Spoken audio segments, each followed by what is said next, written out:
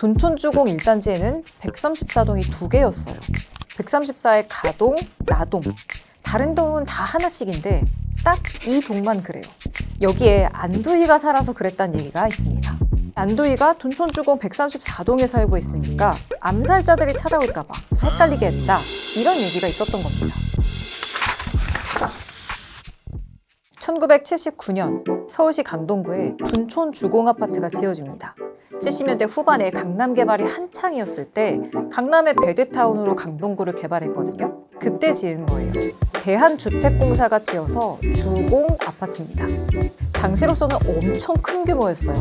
둔촌 1동이 둔촌 주공아파트 그 자체였거든요. 그 아파트가 하도 커서 동 하나를 다 차지한 거예요. 총 4개 단지가 있었는데 동만 140개가 넘었고요. 이 단지 안을 돌아다니는 셔틀버스가 한때 있을 정도였어요. 근데 유독 1단지를 둘러싸고 좀 재밌는 얘기들이 많더라고요. 혹시 국가안전기획부라고 들어보셨어요? 줄이면 안기부. 8, 90년대 우리나라 정보기관입니다. 그야말로 나는 새도 떨어뜨린다, 이럴 정도의 절대적인 권력기관이었죠. 근데 이 안기부 직원들이 둔촌주공에 산다는 거예요. 특히 1단지에. 둔촌주공 처음 지을 때 1단지에 7.5평짜리는 독신자 공무원한테 분양하겠다, 이런 얘기가 있었거든요. 그래서인지 유독 이 1단지가 벽도 튼튼하고 난방도 잘 되고 온수도 잘 나온다, 이런 얘기가 있었어요. 둔촌주공 1단지에는 134동이 2개였어요. 134의 가동, 나동, 다른 동은 다 하나씩인데 딱 이 동만 그래요. 여기에 안두희가 살아서 그랬다는 얘기가 있습니다. 안두희? 1949년에 백범 김구 선생을 총으로 쏴서 암살한 사람이에요. 군인이었거든요. 왜 그런 짓을 했는지, 배후에 누가 있는지 이런 거는 아직 명확하게 밝혀지진 않았는데, 아무튼 이 사람이 처음에 무기징역형을 받았거든요. 근데 초고속 감형이 막 되더니 4년 만에 사회로 완전히 돌아와요. 그러니까 저 민족 반역자는 내 손으로 응징하겠다, 이러면서 안두희를 암살하려는 사람들이 나와요. 근데 이 안두희가 둔촌주공 134동에 살고 있으니까 암살자들이 찾아올까 봐 헷갈리게 했다, 이런 얘기가 있었던 겁니다. 일단 안두희가 둔촌주공에 살았던 건 맞아요. 근데 134동이 아니라 126동에 살았습니다. 126동 104호. 안두희는 하도 피습을 많이 당해서 여기저기 몰래 이사 다니면서 사는 게 일이었거든요. 87년 6월 24일도 마찬가지였습니다. 이날 새벽 안두희는 남몰래 조용히 둔촌주공으로 이사를 와요.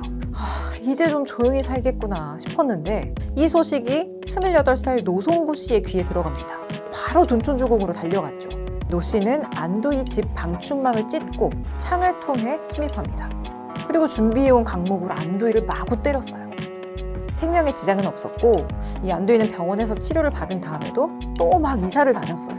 그러다가 96년도에 버스 운전기사였던 박기서 씨가 정희봉이라는 몽둥이로 안두희를 때려서 숨지게 했지만요.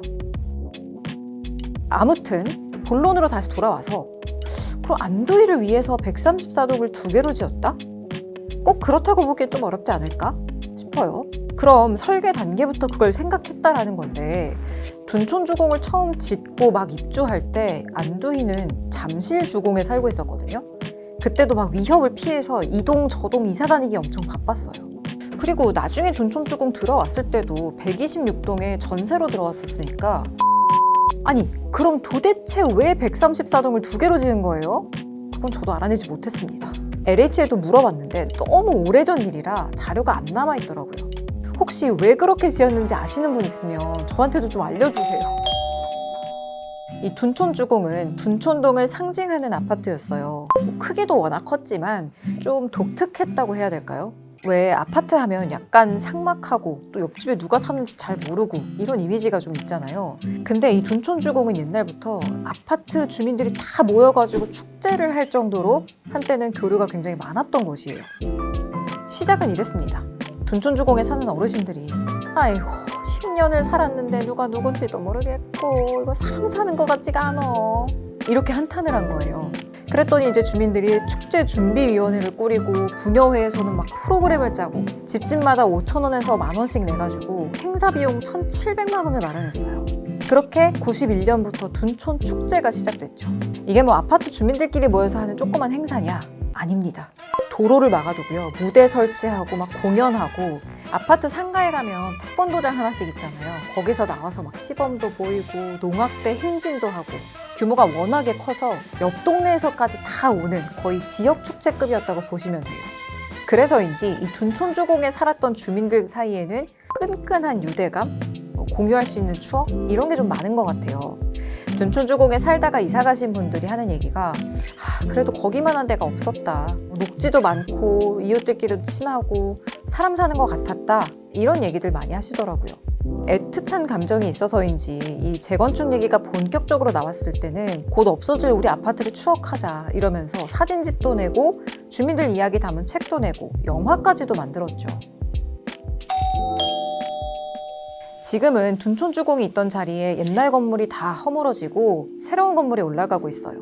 올림픽파크 포레온. 이제 둔촌주공을 재건축하는 거죠. 작년부터 뉴스에 엄청 많이 나왔었죠. 단군 이래 최대 규모의 재건축 단지다. 다 지으면 이제 12,000세대가 넘게 들어가게 되거든요. 근데 논란도 많았습니다. 재건축 되기까지 진짜 오랜 시간이 걸렸거든요. 처음 재건축 얘기가 나온 건 99년이었는데 확정된 게 2017년이었으니까. 그러고 나서도 뭐 주민들끼리 갈등도 있었고 또 재건축 조합하고 시공사 간의 마찰도 있었어요. 그래서 작년에는 공사 못하겠다 이러면서 이제 시공사에서 공사 중단하는 일까지 있었죠. 겨우겨우 갈등 중재해서 다시 건물을 올렸는데 어떤 동 가니까 이제 부엌문을 탁 여니까 앞집 주방이 깎고 부엌규다 이런 논란도 있었습니다. 작년부터 정부가 막 여러 부동산 규제들을 막 풀어가면서까지 이 둔촌주공 살리기에 나섰다 이런 이야기 굉장히 많았습니다. 올해 8월에 완공된다고 하는데요. 과연 이 올림픽파크 포레온 옛날 둔촌주공처럼 둔촌동의 상징이 될 수 있을까요?